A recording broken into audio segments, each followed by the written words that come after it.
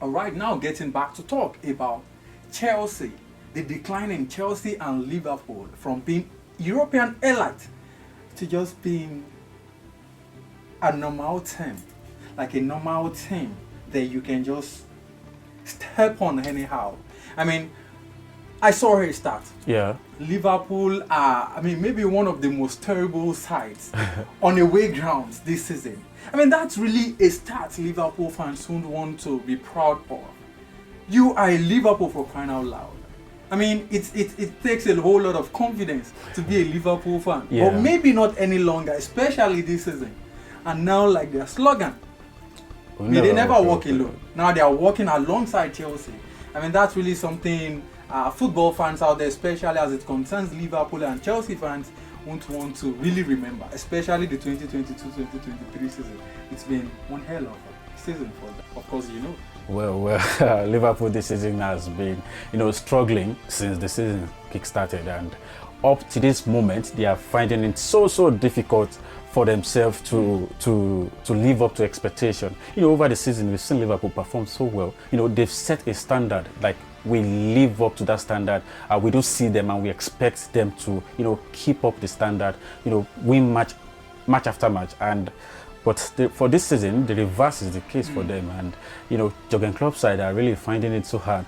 The last press conference he had, I think he said he really wants fresh legs in the team and, change a couple of things on to previous get results. installments of the show, we actually made mention of the departure of Sadio Mane to FC Bayern Munich. Yeah. I mean, can we really make a point at that to being the cause of their abysmal start to the season and still what they are still enduring as it is now? I mean, it's just a single player, although very instrumental. He brings all the energy into play. But then they can always move on. We've seen the likes of Eden Hazard, Didier Drogba move on from Chelsea in times past. Yeah. And then the team still plays good as it is. But how about the case for Liverpool now? Well, I don't really want to associate Sadio Mane's departure to Liverpool's struggle because, fine, I think for the first part of the season, I think it really showed that they are missing the presence of Sadio Mane. But going forward, match after match, you begin to feel, I think their problem is beyond the exit of Sadio Mane. Because the way they play, I think a couple of players who also had injuries and a couple of players who are not in form. And not forgetting, Jurgen Klopp has derived so much play in using same leg, season in, season out. Yeah. I mean, take a look at the likes of Milner, of Anderson. I mean, still in this team, you begin to wonder, like, wow, if only legends still play football, then, I mean, we should have for a Klopper playing for Chelsea. I mean, I honestly can't wrap it around my head, but then, all the best to Liverpool for the remainder of the season. Of course, they will be doing everything possible to actually get themselves finishing in an Europa League spot. I don't see that happening anyway. all right. Let's talk about Chelsea. Of course, earlier on the show, we talked about them. They are really struggling. And of course, Graham Potter becoming the second manager to be kicked out at the helm of affairs.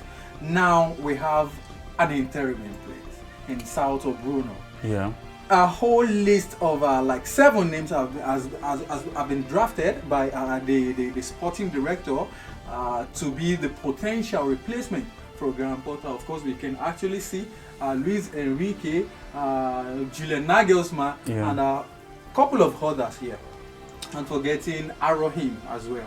So Pochettino, a couple of players. You see, that was what we said earlier. Yeah. If you actually made the mistake, a grievous mistake of replacing Thomas Tuchel with Graham Potter, then you need to take all the time in the world in getting a replacement after Graham Potter wumbled like he actually did.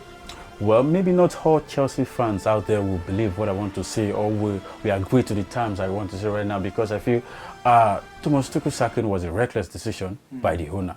Like I said it on the previous installment as well. But at the same time, I do feel going forward, they have to take enough time to explore all options in getting another manager into the team, or else the risks are the same event happening around Chelsea. They risk that again. I think Christopher, the Chelsea director, I think it was the one who really said Potter is not the man for Chelsea, and Even when Todd Bowley was still nurturing some hopes. Yeah. Like, okay, can we just still stick with this guy at least for the remainder of the season? But then that didn't get to be the case. Well, when you don't get results, they wanted to trust the process. But while trusting the process, the results were not coming. Trustable. So, as it stands, you have to get results. Result is what matters in football. I don't want to know, even fans don't want to know how you play. Just get the result for them. But Potter, I think substitution-wise, in-game coaching, those things has been really... It looks poor. Bad for Chelsea. And they are sitting in the 11th position. And this is worrisome for Chelsea. Now, they need to bring another manager in. I don't expect them to repeat the same thing they did when they sacked Thomas Tuchel again. So I think that's why they are really taking their time. Exactly. I think Luis Enrique has a better profile.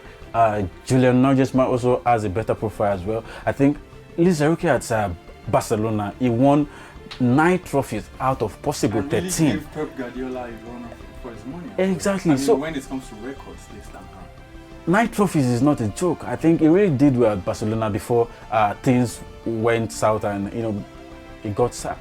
But at the same time, going forward, I do feel he's the type of manager who can handle the affairs of Chelsea very well in terms of discipline, style of play.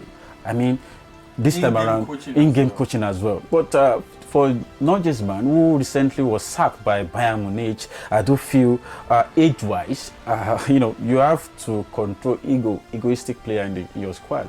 And there's a way you do that, if you are not of age like that. Although maturity is not by age anyways, but at the same time, you have to do things in the appropriate manner. So going forward, I do feel I wish Chelsea all the best in their search for a new manager. Well, that's really my partner right there. Really rooting for Luis Enrique to become the Chelsea's next manager after the sacking of Graham Potter. Regardless of whatever becomes the outcome of that one, I'm sure Liverpool and Chelsea, we're really hoping they get back to their best soon and give the likes of Manchester City, Arsenal, and maybe Tottenham Hotspur. Can we bring them to the right? A run for their money. Yeah. All right.